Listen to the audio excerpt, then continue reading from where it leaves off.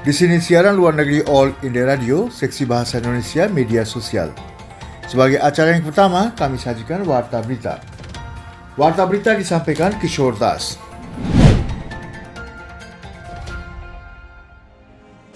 Protes di Dhaka menuntut penangkapan Ketua Hifazat Islam garis keras karena menentang patung Sheikh Mujib.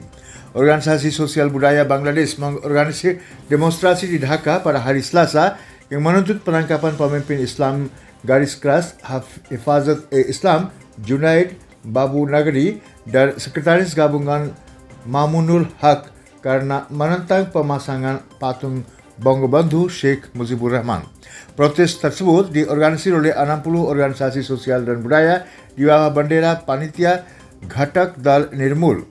Organisasi-organisasi tersebut membentuk rantai manusia dan menuntut pelarangan politik radikal, komunal dan terorisme berbasis Jamaat Islami dan Hifazat Islam. Demikian dilaporkan kantor berita resmi PBSS. Menteri Urusan Perang Pembebasan AKM Muzammal Haq meminta Hifazat Islam untuk mencabut kembali pernyataan yang menentang patung Bangabandhu. Dia mengingatkan bahawa pernyataan itu bisa mengundang hukuman teladan. Pendekatan China yang membuang-buang waktu atas usulan kunjungan WHO ke China untuk menyelidiki asal-usul virus corona terungkap secara terbuka. Pendekatan berlengah-lengah Beijing pada kunjungan tim WHO yang diusulkan ke China untuk menyelidiki asal-usul virus corona telah terbuka. China belum memberikan konfirmasi apapun atas kunjungan tim internasional yang dipimpin WHO untuk tujuan tersebut. Kasus COVID-19 pertama kali muncul di Wuhan. Menanggapi pertanyaan tentang komentar pejabat WHO Mike Ryan tentang niat WHO untuk mengirim tim ke Wuhan, tempat virus pertama kali muncul, Kementerian Luar Negeri China mengatakan pada hari Senin bahawa kerjasamanya dengan WHO terus meningkat dengan komunikasi dan pertukaran yang erat dan tidak memiliki informasi lebih lanjut untuk berbagi. WHO telah berbulan-bulan bekerja untuk mengirimkan tim ahli internasional. Pada bulan Mei, Majlis Kesihatan Dunia (WHO), badan pengatur dari 194 negara anggota WHO, menyetujui resolusi untuk membentuk penyelidikan independen guna melakukan evaluasi yang tidak memihak, independen dan komprehensif terhadap tanggapan internasional serta yang dari WHO. Ia juga meminta WHO untuk menyelidiki sumber virus dan jalur pengenalan ke populasi manusia. Di Pakistan, partai-partai oposisi meningkatkan tekanan pada pemerintah Imran Khan untuk mengundurkan diri. Di Pakistan, partai-partai oposisi meningkatkan tekanan pada pemerintahan Imran Khan agar mengundurkan diri dan pesan itu menyentuh massa di negara yang sekarang menderita laju inflasi 2 digit dan pertumbuhan ekonomi negatif. Gerakan Demokratik Pakistan iaitu PDM yang dibentuk bulan lalu oleh 9 partai oposisi besar sedang mengorganisir agitasi nasional melawan pemerintah. Di bawah Imran Khan, Pakistan telah mengalami peningkatan sensor terhadap media dan tindakan keras terhadap perbedaan pendapat, kritik dan oposisi. Tetapi kampanye melawan dia berusaha memanfaatkan rasa tidak puas atas penanganannya terhadap ekonomi yang merosot bahkan sebelum pandemi virus corona global melanda. Maryam Nawaz, putri dari dan pewaris politik dari mantan Perdana Menteri 3 kali, Nawaz Sharif, mengatakan dalam salah satu aksi unjuk rasa bahawa pemerintah telah merebut pekerjaan dari orang-orang dan Perdana Menteri Pakistan telah mengambil makanan 2 kali sehari dari rakyat. Pengumpulan pajak GST lebih dari 1 triliun rupiah untuk bulan kedua secara berturut-turut. Kementerian Keuangan mengatakan bahawa pendapatan dari pajak barang dan jasa iaitu GST melebihi 1 triliun rupiah untuk bulan kedua secara berturut-turut. Pengumpulan lebih dari 1 triliun rupiah di bulan November yaitu pertumbuhan dengan 1,4% tahun ke tahun dan juga mencatat pertumbuhan bulan ketiga secara berturut-turut, mempertunjukkan bahawa aktivitas ekonomi di negara ini kembali normal setelah gangguan yang terjadi akibat pandemi virus corona yang sedang berlangsung dan restriksi-restriksi yang diberlakukan untuk melawannya. Dari pendapatan pajak GST bruto yang terkumpul, pajak CJST adalah 191.890 juta rupiah, pajak SGST adalah 255.400 juta rupiah dan pajak IGST adalah 519.920 juta rupiah dan SES adalah 82.420 juta rupiah. Komentar pemimpin Kanada tentang kaum petani di India tidak beralasan. Demikian dikatakan Kementerian Luar Negeri. India Selasa mengatakan komentar dan tanggapan dari pemimpin Kanada yang berkaitan dengan petani di India tidak beralasan, terutamanya bila berkaitan dengan urusan dalam negeri negara demokratis. Menanggapi pertanyaan media, juru bicara Kementerian Luar Negeri Anurag Srivastava melukiskan komentar dan tanggapan itu sebagai berdasarkan pada masukan informasi yang kurang. Dia mengatakan yang terbaik adalah percakapan diplomatik yang tidak dapat disalahartikan untuk tujuan politik. Arus masuk investasi FPI di bulan Oktober dan November menyaksikan peningkatan cukup signifikan. Cerita pertumbuhan India terus berkembang dan hal itu ditunjukkan oleh tren aliran investasi FPI, FDI dan pasar obligasi korporasi. Tren tersebut menunjukkan dan menggarisbawahi keyakinan investor terhadap kekuatan dan ketahanan ekonomi India.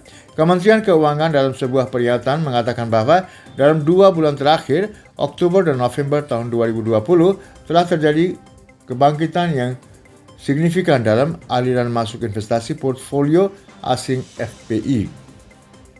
Ini terutamanya didorong oleh arus masuk ekuitas yang menghasilkan arus masuk FPI tertinggi yang pernah ada selama 1 bulan untuk India.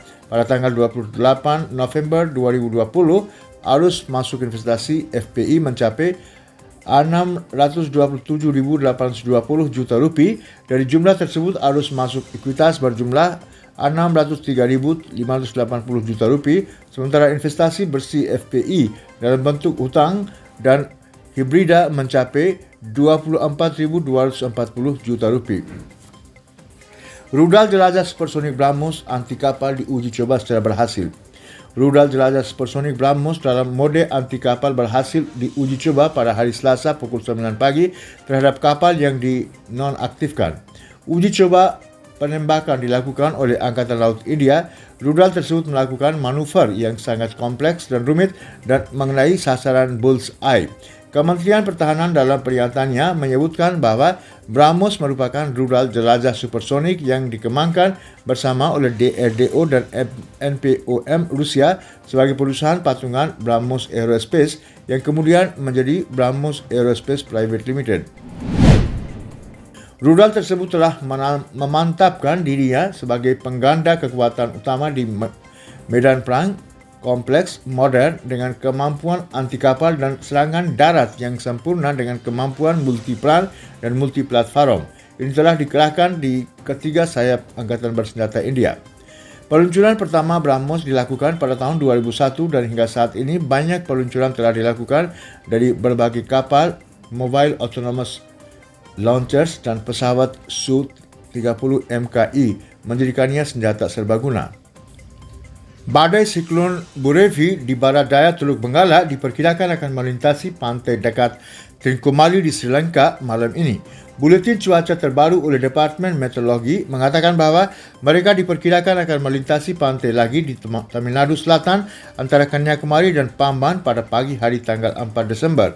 Sistem cuaca saat ini ditemukan bergerak ke arah barat laut dengan kecepatan 12 km per jam. Itu terletak di tengah sekitar 300 km timur tenggara dari Trincomalee di Sri Lanka, 530 km dari Pamban dekat Rameswaram dan 700 km dari timur Kanyakumari.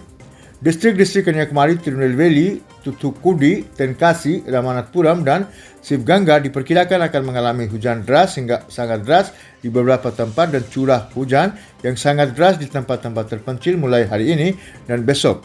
Kaum nelayan telah diminta untuk tidak berlayar di laut selama periode ini. Angka kesembuhan COVID-19 di dalam negeri mencapai 94,03%. India telah melompati tonggak penting dalam perangnya melawan COVID.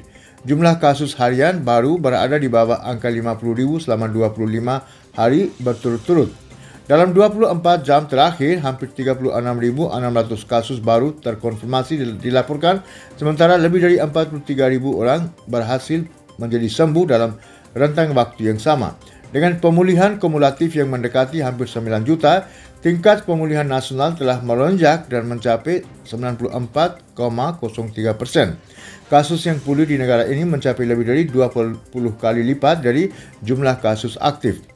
Beban kasus aktif negara juga terus berada di bawah 5%. Total kasus aktif di negara saat ini mencapai 428.644 yang hanya terdiri dari 4,51% dari total kasus yang dilaporkan. Sekian saudara pendengar warta berita dari siaran luar negeri All India Radio Seksi Bahasa Indonesia Media Sosial.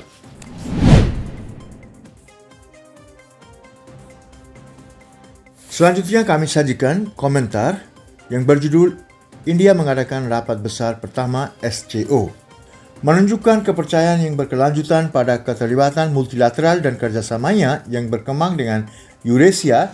India menjadi negara tuan rumah pertemuan Dewan Kepala Pemerintah Negara-Negara Anggota Organisasi Kerjasama Shanghai SCO ke-19 minggu ini. SCO telah muncul sebagai suara yang kuat dari kawasan penting Eurasia. India menjadi anggota penuh SCO pada tahun 2017 dan ini adalah pertemuan kepala pemerintah SCO pertama yang diselenggarakan oleh New Delhi. Setelah Dewan Kepala Negara, Dewan Kepala Pemerintahan merupakan mekanisme terpenting kedua dari SCO. Meskipun pandemi sedang berlangsung di kawasan tersebut, rapat diadakan dalam format maya. India adalah ketua kepala Dewan Pemerintah SCO. Pertemuan tersebut dilakukan oleh M. Venkaiah Naidu, yaitu Wakil Presiden India. Hadir dalam acara tersebut adalah delegasi dari negara-negara anggota SCO, yaitu Kazakhstan, China, Republik Kirgiz, Pakistan, Rusia, Tajikistan, dan Uzbekistan.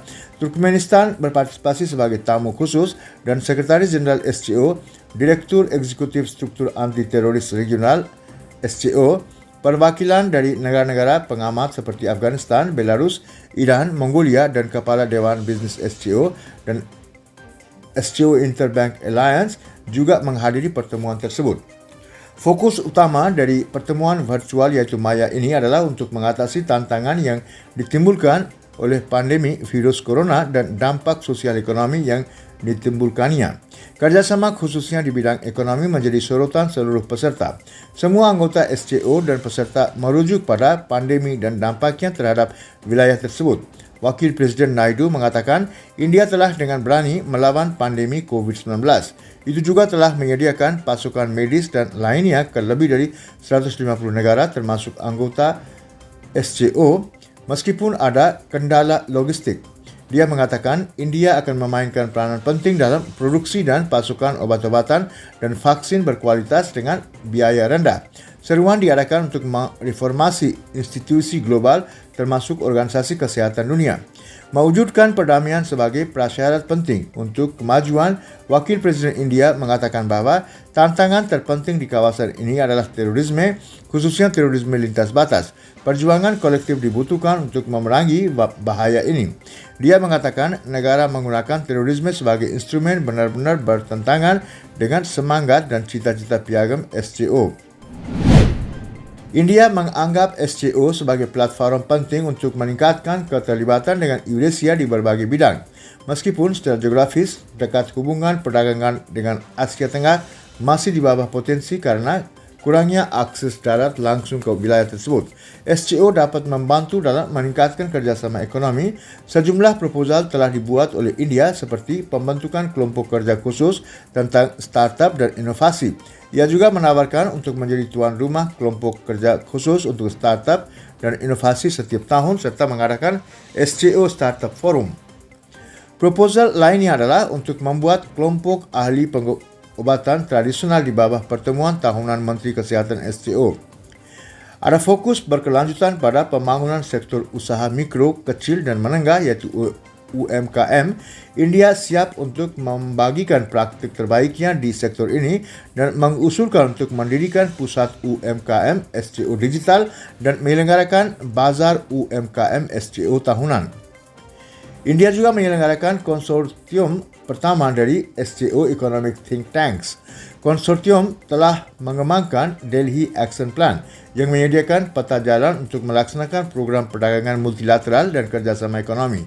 Anggota delegasi mendukung penerapan rencana aksi. Berfokus pada potensi pemuda, India menyelenggarakan SCO Young Scientist Conclave yang pertama kali dan mengusulkan untuk menjadi tuan rumah forum ini 2 kali setahun. Pameran tentang warisan Buddha bersama negara anggota SCO dalam format maya diresmikan pada tanggal 30 November. Pameran ini diselenggarakan oleh Museum Nasional India. Selain itu, 10 buah buku sastra daerah India telah diterjemahkan ke dalam bahasa Rusia dan Cina. Festival Makanan SCO akan diselenggarakan pada tahun 2021 untuk memperingati 20 tahun dari SCO. Dalam pertemuan maya tersebut disoroti bahawa India berkomitmen untuk berpartisipasi secara konstruktif dalam cerita pertumbuhan SCO. Anggota delegasi memuji kepemimpinan India dari Dewan Kepala Pemerintahan. Kazakhstan menjadi ketua baru dari Dewan tersebut. Sekian.